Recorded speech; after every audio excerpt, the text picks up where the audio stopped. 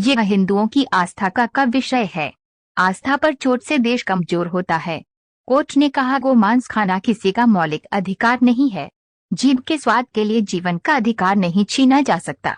बूढ़ी बीमार गाय भी कृषि के लिए उपयोगी है। इसकी हत्या की इजाजत देना ठीक नहीं। ये भारतीय कृषि की रीढ़ है। कोर्ट ने कहा, पूरे विश्व में भारत ही एकमात्र देश है जहां सभी संप्रदायों के लोग रहते हैं। पूजा पद्धति भले ही अलग हो, सोच सभी की एक है। एक दूसरे के धर्म का आदर करते हैं। कोर्ट ने कहा, गाय को मारने वाले को छोड़ा तो फिर अपराध करेगा। कोर्ट ने संभल की जावेद की जमानत अर्जी खारिज कर दी है। ये आदेश न्यायमूर्ति शेखर कुमार यादव ने दिया है। जमानत अर्जी पर शासकीय अधिवक्ता एस.के. पाल और एजीए मिथिलेश कुमार ने प्रतिवाद किया।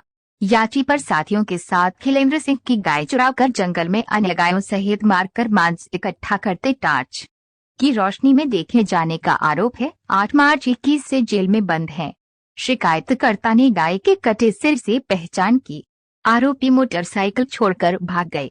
कोर्ट ने कहा, 29 में से 24 राज्यों में गोवध प्रतिबंधित हैं। एक गाय जीवन काल में 410 से 440 लोगों का भोजन जुटाती है और गोमांस से केवल 80 लोगों का पेट भरता है। महाराजा रणजीत सिंह ने गोहत्या पर मृत्युदंड देने का आदेश दिया था। कई मुस्लिम व हिंदू राजाओं ने गोवध पर रोक लगाई। इसका मलमूत्र असाध्य रोगों में लाभकारी है।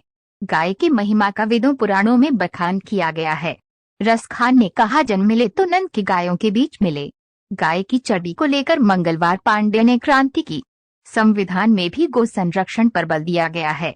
हाईकोर्ट ने ये की टिप्पणी, मौलिक अधिकार केवल गोमांस खाने वालों का ही नहीं है, बल्कि जो गाय की पूजा करते हैं और आर्थिक रूप से गायों पर निर्भर हैं, उन्हें भी सार्थक जीवन जीने का अधिकार है। जीवन का अधिकार मारने के अधिकार से ऊपर है और गोमांस खाने के अधिकार को कभी भी मौलिक अधिकार नहीं माना जा सकता है। गाय बूढ़ी और बीमार होने पर भी उपयोगी होती है और उसका गोबर मूत्र कृषि दवा बनाने में भी काम आता है। साथ ही सबसे बढ़कर जो मां के रूप में पूजी जाती है। किसी को भी गाय को मारने का अधिकार नहीं दिया जा सका, चाहे वह बूढ़ी और बीमार ही क्यों न हो। ऐसा नहीं है कि केवल हिंदू ही गायों के महत्व को समझ चुके हैं। मुसलमानों ने भी अपने शासनकाल में गाय को भारत की संस्कृति का एक महत्वपूर्ण हिस्सा माना है। गायों के वध पर 5 मुस्लिम शासकों ने प्रतिबंध लगा दिया था। बाबर, हुमायूं और अकबर ने भी अपने धार्मिक उत्सव में गायों की बलि पर रोक लगा दी थी। मैसूर के नवाब हैदर अली ने गोहत्या को दंडनीय अपराध बना दिया। समय समय पर देश की विभिन्न अदालतों और सुप्रीम कोर्ट ने गाय के महत्व को देखते हुए इसके संरक्षण, प्रचार, देश की जनता की आस्था, संसद और विधानमंडल को ध्यान में रखते हुए कई फैसले दिए हैं। विधानसभा ने भी गायों के हितों की रक्षा के लिए समय के साथ नए नियम बनाए हैं। बहुत देख होता है कि कई बार गोरक्षा और समृद्धि की बात करने वाले गोभक्षी बन जाते हैं।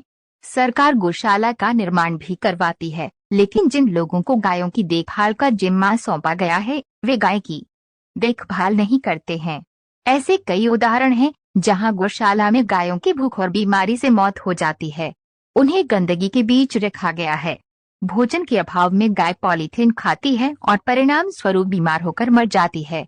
दूध देना बंद कर चुकी गायों की हालत सड़कों और गलियों में देखी जा सकती है। बीमार और क्षत विक्षत गायों को अक्सर लावारिस देखा जाता है।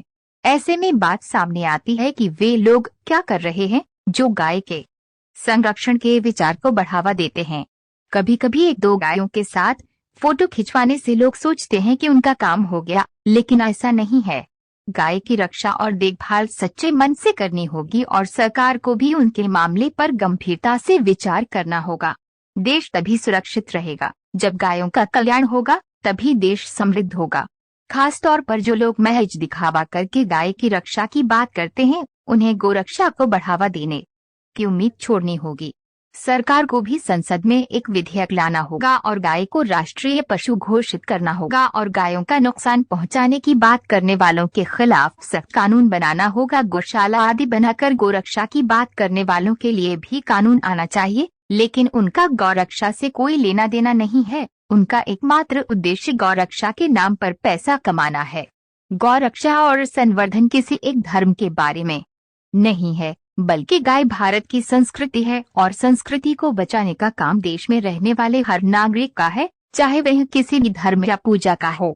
हमारे देश में ऐसे सैकड़ों उदाहरण हैं कि जब भी हम अपनी संस्कृति को भूले, विदेशियों ने हम पर हमला किया और हमें गुलाम बना लिया। और आज भी अगर हम नहीं जागे तो हमें तालिबान के निरंकुश आक्रमण और अफगानिस्तान पर कब्जे को नहीं भूलना चाहिए। पूरी दुनिया में भारत ही एक ऐसा देश है जहां अलग अलग धर्म के लोग रहते हैं, जो भले ही अलग अलग पूजा करते हों, लेकिन देश के लिए उनकी सोच एक ही है और वे एक दूसरे के धर्मों का सम्मान करते हैं। वे रीति रिवाजों और भोजन की आदतों का सम्मान करते हैं। ऐसे में जब हर कोई भारत को एकजुट करने और उसकी आस्था का समर्थन करने के लिए एक कदम आगे बढ़ता है, तो कुछ लोग जिनकी आस्था और विश्वास देश हित में बिल्कुल भी नहीं है, वे देश में इस तरह की बात करके ही देश को